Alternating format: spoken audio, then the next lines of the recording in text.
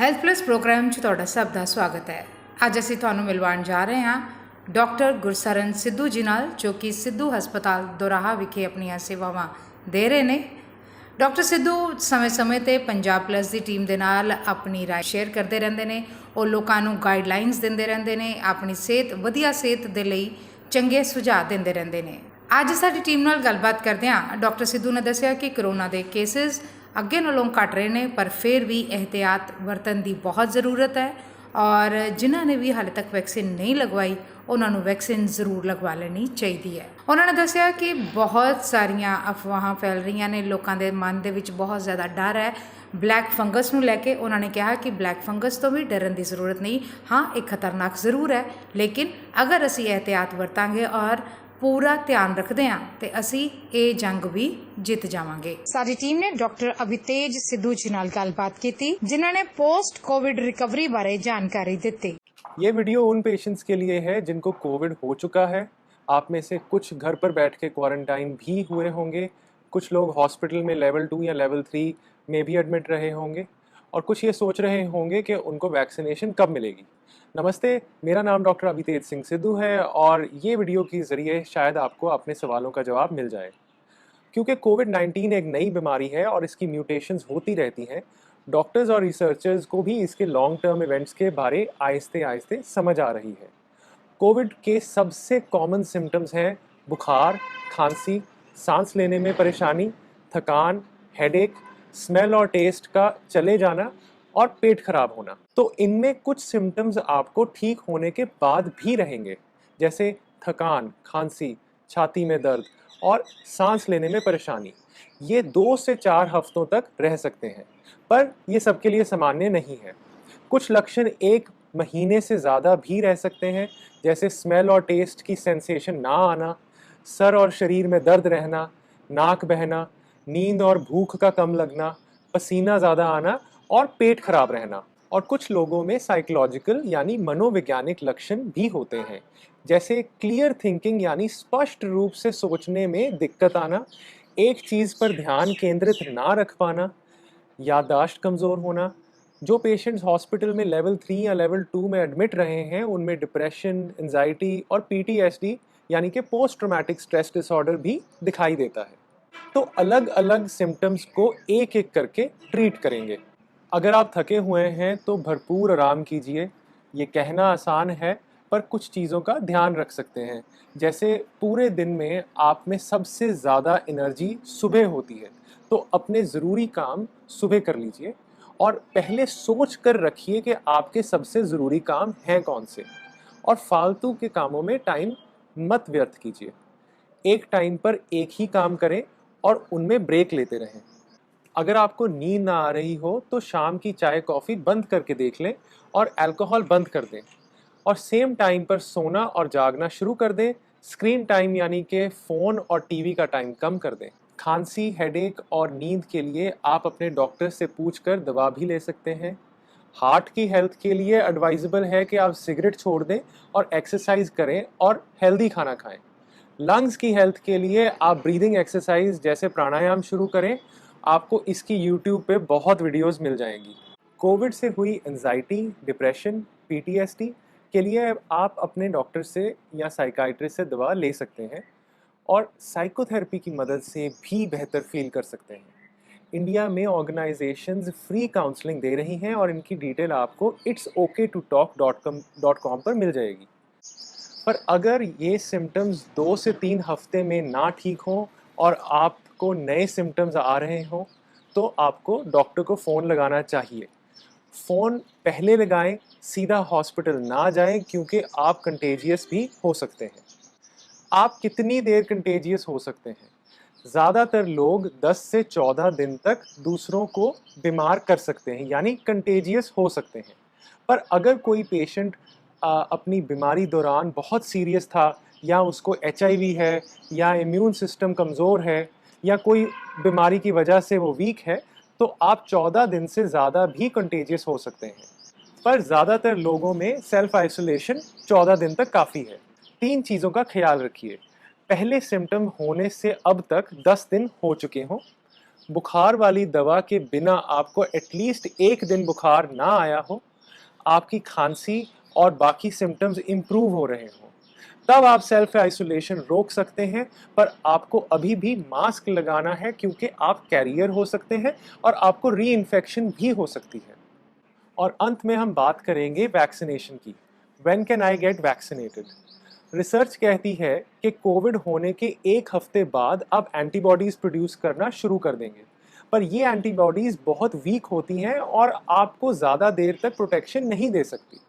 तभी आपने लोगों को कोविड से री इन्फेक्ट होते हुए सुना होगा। तो इसका मतलब कोविड होने के बाद भी वैक्सीनेशन लगाना बहुत ज़रूरी है। पर कब? कोविड होने के 4 से 8 हफ्ते के बीच में आप वैक्सीनेशन लगा सकते हैं। अगर आपको वैक्सीनेशन के फर्स्ट डोज के बाद कोविड से इन्फेक्शन हो जाती है, तो इन्फेक्शन के 14वें दिन से 4 हफ्ते बाद आप वैक्सीनेशन लगवा लीजिए। इंडिया में अभी वैक्सीनेशन की बहुत शॉर्टेज है और वैक्सीन प्रोडक्शन अपने टारगेट से बहुत पीछे चल रही है, और इसी पे मेरी नेक्स्ट वीडियो होगी। Keep safe. धन्यवाद। बड़ी खुशी की गल है कि कोरोना का एपीडेमिक जो है अगे नालों घटन से आया और जाते जाते कई बार मार जी है चीज़ मार जाती है। की कहना चाहोगे कि हुण भी सानू अवेयर होना चाहिए, हुण भी सानू मास्क की जी हैगी और सैनिटाइजेशन है, सोशल डिस्टेंस है, उन्होंने मेनटेन करके रखना चाहिए। बिल्कुल जी, ये अवेसले होने का टाइम नहीं है। ये बिल्कुल ही अपने आप को होर अच्छी तरह नाल काबू करने का टाइम है। ये थोड़ी जी काउंटिंग घटी है, असी पीक तो थोड़े जे थल्ले आने शुरू हुए हैं। रोज़ का इंसीडेंस घटिया है, पर ਜਿਹੜੇ हॉस्पिटल ਦੇ ਵਿੱਚ ਲੈਵਲ 3 ਤੇ ਪੇਸ਼ੈਂਟ ਪਏ ਨੇ ਉਹ ਅੱਜ ਵੀ ਬਹੁਤ ਸੀਰੀਅਸ ਪੇਸ਼ੈਂਟ ਪਏ ਨੇ। ਇਸੇ ਲਈ ਉਹ ਕਹਿੰਦੇ ਨੇ ਕਿ ਮੋਰਟੈਲਿਟੀ ਨਹੀਂ ਘਟੀ, ਕਿਉਂਕਿ ਆਲਰੇਡੀ ਇਹ ਪੇਸ਼ੈਂਟਸ ਵੈਂਟੀਲੇਟਰ ਤੇ ਪਏ ਨੇ, ਤਾਂ ਇਸ ਲਈ ਡੈਥ ਰੇਟ ਨਹੀਂ ਘਟਿਆ। ਇਹ ਜ਼ਰੂਰ ਹੈ ਕਿ ਨਵੇਂ ਕੇਸ ਆਣੇ ਜਿਹੜੇ ਨੇ, ਔਰ ਇਹ ਬਹੁਤ ਅੱਛੀ ਗੱਲ ਹੈ ਕਿ ਨਵੇਂ ਕੇਸ ਆਣੇ ਜਿਹੜੇ ਨੇ ਉਹ ਘੱਟ ਹੋ ਗਏ ਨੇ। ਔਰ ਇਹੀ ਟਾਈਮ ਹੈ ਜਦੋਂ ਅਸੀਂ ਆਪਣੇ ਆਪ ਨੂੰ ਵੈਕਸੀਨੇਸ਼ਨ ਕਰਾਉਣੀ, अपने आप ਨੂੰ ਅਸੀਂ ਬਚਾਉਣਾ ਕਿਸ ਤਰ੍ਹਾਂ ਹੈ, ਵੈਕਸੀਨੇਸ਼ਨ ਨਾਲ ਬਚਾਉਣਾ ਹੈ। ਔਰ ਇਹੀ ਟਾਈਮ ਹੈ ਕਿ ਅਸੀਂ ਜਿਹੜੀ ਚੇਨ ਇਹ ਟੁੱਟ ਰਹੀ ਹੈ ਇਹਨੂੰ ਖਤਮ ਕਰਨ ਵਾਸਤੇ ਅਸੀਂ ਸੋਸ਼ਲ ਡਿਸਟੈਂਸਿੰਗ, ਮਾਸਕ ਇਹਦੀ ਪਾਲਣਾ ਤਾਂ ਅਸੀਂ ਹਾਲੇ ਸ਼ਾਇਦ ਅਗਲੇ ਸਾਲਾਂ ਤੱਕ ਵੀ ਕਰਨੀ। ਦੱਸੋ ਜਿਹੜਾ ਬੱਚਿਆਂ ਦਾ ਐਪੀਡੈਮਿਕ ਹੈਗਾ, ਜਿਸ ਤਰੀਕੇ ਦੇ ਨਾਲ ਲੋਕਾਂ ਨੂੰ ਲੱਗ ਰਿਹਾ ਕਿ ਬੱਚਿਆਂ ਦੇ ਵਿੱਚ ਇਹ ਵੇਵ ਆਉਣ ਵਾਲੀ ਹੈ ਔਰ ਬੜੇ ਉਦਾਸ ਨੇ ਲੋਕ, ਕਿਉਂਕਿ ਹਰੇਕ ਘਰ ਦੇ ਵਿੱਚ ਬੱਚੇ ਨੇ, ਛੋਟੇ ਛੋਟੇ ਬੱਚੇ ਨੇ, ਉਹਨਾਂ ਨੂੰ ਸੋਚ ਕੇ ਉਹਨਾਂ ਦੇ ਮਨ ਨੂੰ ਉਦਾਸੀ ਹੋ ਰਹੀ ਹੈ। ਕੀ ਕਹਿਣਾ ਚਾਹੋਗੇ ਕਿ ਇੰਨੀ ਜ਼ਿਆਦਾ ਹਲੇ ਅਸੀਂ ਇਹਦੇ ਬਾਰੇ ਕੀ ਕਹਿਣਾ ਚਾਹੋਗੇ? ਮੇਰਾ ਨਹੀਂ ਖਿਆਲ ਕਿ ਆਪਾਂ ਨੂੰ ਕਿਸੇ ਵੀ ਪ੍ਰੋਬਲਮ ਤੋਂ ਡਰਨਾ ਚਾਹੀਦਾ, ਕਿਉਂਕਿ ਡਰ ਕਿਸੇ ਚੀਜ਼ ਦਾ ਇਲਾਜ ਨਹੀਂ ਹੈ। ਮੈਂ ਦੇਖਿਆ ਬਹੁਤ ਸਾਰੇ ਲੋਕ ਕਹਿੰਦੇ ਜੀ ਅਸੀਂ ਡਰਦੇ ਹਾਂ। ਤੁਸੀਂ ਨਹੀਂ ਡਰਨਾ। ਇੱਕ ਪ੍ਰੋਬਲਮ ਹੈ, ਉਹਨੂੰ ਅਸੀਂ ਫੇਸ ਕਰਨਾ ਹੈ। ਸਾਨੂੰ ਇਹ ਦੱਸਣ ਦਾ ਮਕਸਦ ਇਹ ਨਹੀਂ ਹੈ ਕਿ ਤੁਸੀਂ ਡਰੋ। ਇਹਦਾ ਮਕਸਦ ਇਹ ਹੈ ਕਿ ਤੁਸੀਂ ਉਹਨੂੰ ਚੇਨ ਨੂੰ ਬ੍ਰੇਕ ਕਰੋ। ਜੇ ਘਰ ਦੇ ਵਿੱਚ ਜਿੰਨੇ ਹੁਣ ਐਡਲਟਸ ਨੇ, ਜੇ ਐਡਲਟਸ ਵੈਕਸੀਨੇਟਡ ਹੋਣਗੇ ਤਾਂ ਉਹਨਾਂ ਦੀ ਚੇਨ ਆਪੇ ਬ੍ਰੇਕ ਹੋ ਜਾਣੀ। ਸੋ ਜਿੰਨੀ ਜ਼ਿਆਦਾ ਵੈਕਸੀਨੇਸ਼ਨ ਹੋਊਗੀ ਕੰਟਰੀ ਦੇ ਵਿੱਚ, ਜਿੰਨੀ ਸਾਡੇ ਕੋਲ ਬਹੁਤ ਅੱਛਾ ਟਾਈਮ ਹੈ ਹੁਣ ਆਹ ਵਾਲਾ, ਇਸ ਟਾਈਮ ਦੇ ਵਿੱਚ ਤਾਂ ਵੱਧ ਤੋਂ ਵੱਧ ਵੈਕਸੀਨੇਸ਼ਨ ਹੋਣੀ ਚਾਹੀਦੀ ਹੈ। ਤੁਸੀਂ ਦੇਖੋ ਵੈਕਸੀਨੇਸ਼ਨ ਦਾ ਕੀ ਮਤਲਬ ਹੈ। ਵੈਕਸੀਨੇਸ਼ਨ ਕਰਾ ਕੇ ਸਿਰਫ ਜੇ ਤੁਸੀਂ ਕਰਾਈਏ ਤਾਂ ਤੁਸੀਂ, ਜੇ ਮੈਂ ਕਰਾਈਏ ਤਾਂ ਮੈਂ, ਅਸੀਂ ਸਿਰਫ ਆਪਣੇ ਆਪ ਨੂੰ ਨਹੀਂ ਬਚਾਉਣਾ। ਜਿਹੜਾ ਬੰਦਾ ਮੇਰੇ ਟੱਚ ਦੇ ਵਿੱਚ ਆਇਆ, ਜਿਹੜੇ ਬੰਦੇ ਨੂੰ ਉਹਦੀ ਬਿਮਾਰੀ ਮੇਰੇ ਤੋਂ ਨਹੀਂ ਪਹੁੰਚੀ ਔਰ ਮੈਂ ਅੱਗੇ ਕਿਸੇ ਨੂੰ ਨਹੀਂ ਦਿੱਤੀ, ਸੋ ਇੱਕ ਜਿਹੜੀ ਚੇਨ ਬਣ ਰਹੀ ਸੀਗੀ ਕਿ ਇੱਕ ਬੰਦਾ ਕਮ ਸੇ ਕਮ 50 ਬੰਦਿਆਂ ਨੂੰ ਹੋਰ ਇਨਫੈਕਸ਼ਨ ਦੇ ਰਿਹਾ ਸੀ। ਸੋ ਉਹ ਜਿਹੜੀ ਚੇਨ ਹੈ ਉਹ ਬ੍ਰੇਕ ਕਰਨੀ ਬਹੁਤ ਜ਼ਰੂਰੀ ਹੈ। ਜਿਵੇਂ ਆਪਾਂ ਕਹਿੰਦੇ ਸੰਗਲ ਦੇ ਵਿੱਚ ਕੁੰਡੇ ਦੇ ਵਿੱਚ ਕੁੰਡਾ ਫਸਿਆ ਹੁੰਦਾ, ਤੇ ਜੇ ਉਹਨੂੰ ਬ੍ਰੇਕ ਕਰ ਦੋ ਤਾਂ ਉਹ ਚੇਨ ਟੁੱਟ ਜਾਂਦੀ ਹੈ। ਸੋ ਅਸੀਂ ਇਹ ਚੇਨ ਜਿਹੜੀ ਕਰੋਨਾ ਦੀ ਚੇਨ ਹੈ ਇਹਨੂੰ ਅਸੀਂ ਤੋੜਨਾ ਹੈ। ਇਹ ਤੋਂ ਡਰਨ ਵਾਲੀ ਗੱਲ ਨਹੀਂ ਹੈ, ਇਹ ਤੋਂ ਅਸੀਂ ਬਚਣਾ ਹੈ। ਅਸੀਂ ਆਪਣੀ ਸੂਝ-ਬੂਝ ਨਾਲ ਬਚਣਾ ਹੈ।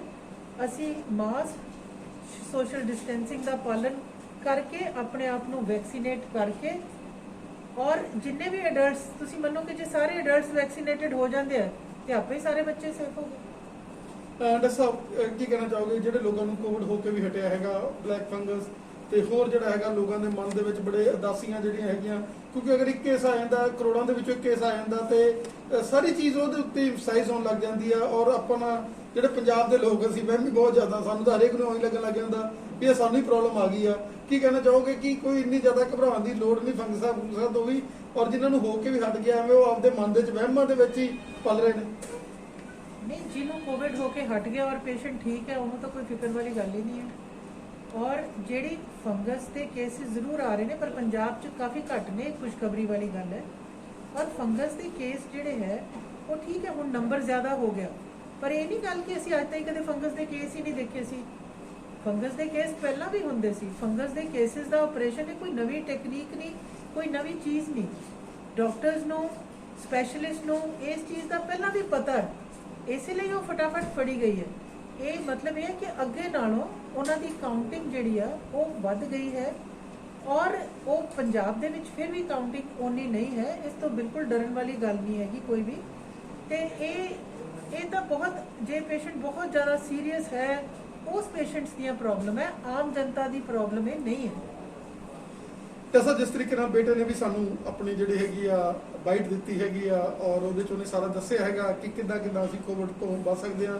ਤੁਹਾਡੇ ਪਰਿਵਾਰ ਦਾ, ਕਿਉਂਕਿ ਸਿੱਧੂ ਹਸਪੀਟਲ ਇੱਕ ਐਸਾ ਹਸਪੀਟਲ ਜਿਹਨੇ ਹਜ਼ਾਰਾਂ ਦੀ ਗਿਣਤੀ ਦੇ ਵਿੱਚ ਜਾਨਾਂ ਜਿਹੜੀਆਂ ਬਚਾਈਆਂ, ਚਾਹੇ ਆਪਾਂ ਗੱਲ ਡਾਕਟਰ ਸਾਹਿਬ ਦੀ ਗੱਲ ਕਰ ਲਈਏ, ਬੇਟਿਆਂ ਦੀ ਗੱਲ ਕਰ ਲਈਏ, ਵੱਡੇ ਡਾਕਟਰ ਸਾਹਿਬ ਦੀ ਗੱਲ ਕਰ ਲਈਏ, ਸਾਰੀ ਫੈਮਿਲੀ ਇੰਟੈਂਗਲ ਹੈ। ਔਰ ਐਸੇ ਔਖੇ ਸਮੇਂ ਦੇ ਤੁਸੀਂ ਮਰੀਜ਼ਾਂ ਦੇ ਨਾਲ ਖੜਦੇ ਹੋ, ਔਰ ਸਾਡੇ ਲਈ ਤਾਂ ਇੱਕ ਵਰਦਾਨ ਹੋ ਕਿ ਤੁਹਾਡੇ ਮਾਧਿਅਮ ਦੇ ਸਾਡੇ ਦਰਸ਼ਕ ਜਿਹੜੇ ਹੈਗੇ ਆ ਉਹ ਤੁਹਾਡੇ ਮਾਧਿਅਮ ਦੇ ਉੱਪਰ ਜਦੋਂ ਤੁਸੀਂ ਆਉਂਦੇ ਹੋ ਚੈਨਲ ਦੇ ਉੱਤੇ ਤੇ ਲੋਕਾਂ ਨੂੰ ਅਵੇਅਰ ਕਰਦੇ ਹੋ ਤਾਂ ਇੱਕ ਨਵੀਂ ਜ਼ਿੰਦਗੀ ਜਿਹੜੀ ਹੈਗੀ ਆ ਉਹਨਾਂ ਨੂੰ ਮਿਲ ਜਾਂਦੀ ਹੈ। ਕਿਉਂਕਿ ਹਰੇਕ ਚੀਜ਼ ਦੇ ਵਿੱਚ ਉਦਾਸੀ ਹੈ, ਪਰੇਸ਼ਾਨੀ ਹੈਗੀ ਆ, ਔਰ ਤੁਸੀਂ ਉਹਨਾਂ ਹਾਲਾਤਾਂ ਤੋਂ ਲੋਕਾਂ ਨੂੰ ਨਿਜਾਤ ਦਿਲਾਉਂਦੇ ਹੋ। ਤੁਹਾਡਾ ਸਾਨੂੰ ਸਮਾਂ ਦੇਣ ਲਈ ਬਹੁਤ ਬਹੁਤ ਧੰਨਵਾਦ। ਥੈਂਕ ਯੂ ਜੀ, ਥੈਂਕ ਯੂ ਸੋ ਮਚ। ਔਰ ਮੈਂ ਇਹ ਵੀ ਦੱਸਾਂ ਕਿ ਲੋਕ ਜਿਹੜੇ ਠੀਕ ਹੋ ਕੇ ਵੀ ਜਾਂਦੇ ਨੇ ਔਰ ਜਿਹੜੇ ਰਹਿ ਕੇ ਵੀ ਜਾਂਦੇ ਨੇ, ਉਹ ਜਦੋਂ ਠੀਕ ਹੁੰਦੇ ਨੇ ਬਹੁਤ ਸ਼ੁਕਰਗੁਜ਼ਾਰ ਹੁੰਦੇ ਨੇ। ਔਰ ਬਹੁਤ ਸਾਰੇ ਲੋਕ, ਸਭ ਨੂੰ ਪਤਾ ਵੀ ਹੈ ਕਿ ਕਈ ਵਾਰੀ ਬਹੁਤ ਕੁਝ ਡੈਥਸ ਵੀ ਹੁੰਦੀਆਂ ਹੀ ਨੇ ਕੇਸਿਸ ਦੇ ਵਿੱਚ, ਜਿਹੜੇ ਪੇਸ਼ੈਂਟ ਸੀਰੀਅਸ ਨੇ, ਵੈਂਟੀਲੇਟਰਸ ਤੇ ਨੇ, ਔਰ ਉਹ ਵੀ ਕਦੇ ਜ਼ਰੂਰ ਕਹਿ ਕੇ ਜਾਂਦੇ ਨੇ ਡਾਕਟਰ ਸਾਹਿਬ ਇਹ ਸਾਡੀ ਕਿਸਮਤ ਹੈ, ਤੁਸੀਂ ਆਪਣੇ ਵੱਲੋਂ ਕੋਈ ਕਸਰ ਨਹੀਂ ਛੱਡੀ। ਸੋ ਦੇ ਆਰ ਆਲਸੋ ਮਨੋਂ ਅਗਲੇ ਨੂੰ ਪਤਾ ਹੁੰਦਾ ਹੈ ਕਿ ਸਾਡੀ ਸੇਵਾ ਪੂਰੀ ਹੋਈ ਹੈ, ਸਾਡੀ ਟੇਕ ਕੇਅਰ ਹੋਈ ਹੈ। ਸੋ ਇਹਦੇ ਨਾਲ ਅਸੀਂ, ਸਾਡੀ ਜੱਦੋ ਜਹਿਦ ਹੈ, ਇਹ ਜੰਗ ਹੈ, ਅਸੀਂ ਇਹ ਜੰਗ ਸਾਰਿਆਂ ਨੇ ਰਲ ਕੇ ਲੜਨੀ ਹੈ। ਤੇ ਸਾਰਿਆਂ ਨੂੰ ਇਹ ਮੇਰੀ ਅਪੀਲ ਹੈ ਕਿ ਜ਼ਰੂਰ ਫੋਲੋ ਕਰੋ ਕੋਵਿਡ ਪ੍ਰੋਟੋਕੋਲ ਨੂੰ, ਕੋਵਿਡ ਨੋਰਮਸ ਨੂੰ।